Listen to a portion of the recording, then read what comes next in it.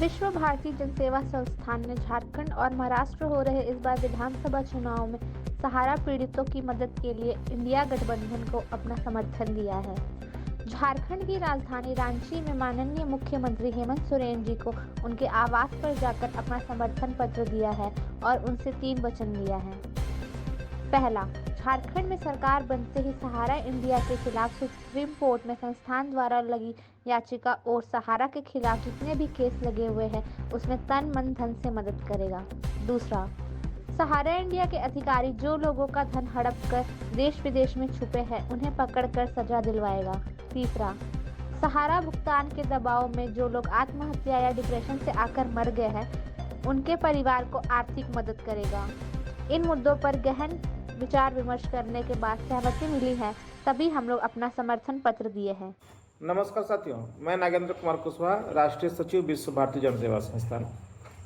साथियों, आप सभी को पता है कि विश्व भारती जनसेवा संस्थान देश के 13 करोड़ सहारा पीड़ितों के लिए माननीय सर्वोच्च न्यायालय में एक याचिका दाखिल किए हुए है और सड़क से लेकर के संसद तक अपनी आवाज़ को बुलंद कर रहा है।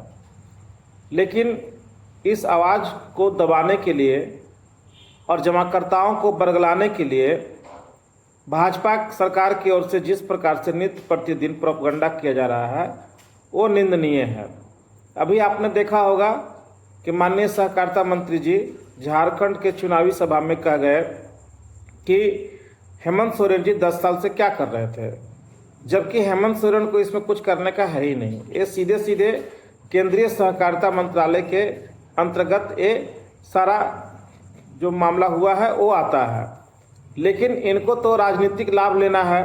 अभी आपने देखा होगा लोकसभा चुनाव में उत्तर प्रदेश के कुशीनगर लोकसभा के चुनाव में जाकर के उन्होंने कहा कि सहारा इंडिया का जो स्कैम हुआ है वो अखिलेश यादव के कारण हुआ है। बिहार में गए तो कुछ और बात कह दिए। तो इससे साफ साफ पता चलता है कि माननीय अमित शाह जी सहकारिता मंत्री केवल लोगों को बरगलाना चाहते हैं और इस सहारा पीड़ितों का वोट के बल पे अपनी सरकार बनवाना चाहते हैं। लोगों को राहत नहीं देना चाहते, केवल झांसा देना चाहते हैं। इसके लिए विश्व भारती जनसेवा संस्थान ने एक निर्णय लिया कि हम उनके साथ खड़े होंगे जो हमारे साथ खड़े हैं।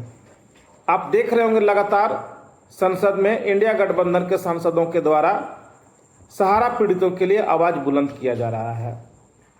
तो आखिर हम भी उनका साथ क्यों न दें। इसलिए हम लोगों ने विश्व भारती जनसेवा संस्थान की ओर से माननीय मुख्यमंत्री हेमंत सोरेन जी को अपना समर्थन पत्र सौंपा।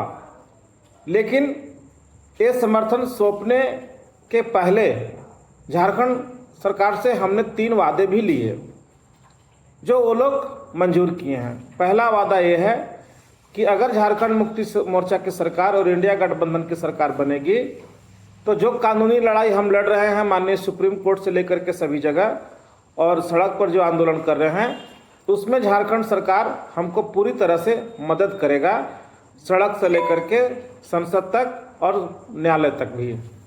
दूसरा, जो लोग यहाँ से स्कैम करके पैसा लेकर के देश विदेश में छुपे हुए हैं उनको झारखंड सरकार पकड़ करके लाएगी और यहाँ के जेल में उनको डालने का काम करेगी। तीसरा, जो लोग सहारा से पीड़ित होकर के जमाकर्ता और कार्यकर्ता, किसी ने आत्महत्या कर लिया, कोई लोग हार्ट अटैक करके मर गए, डिप्रेशन से मर गए, उनके लिए आर्थिक क्षतिपूर्ति भी करेगा। तो ये सारे मुद्दों पर आपस में सहमति बनने के बाद संस्थान ने उनको अपना समर्थन पत्र दिया है।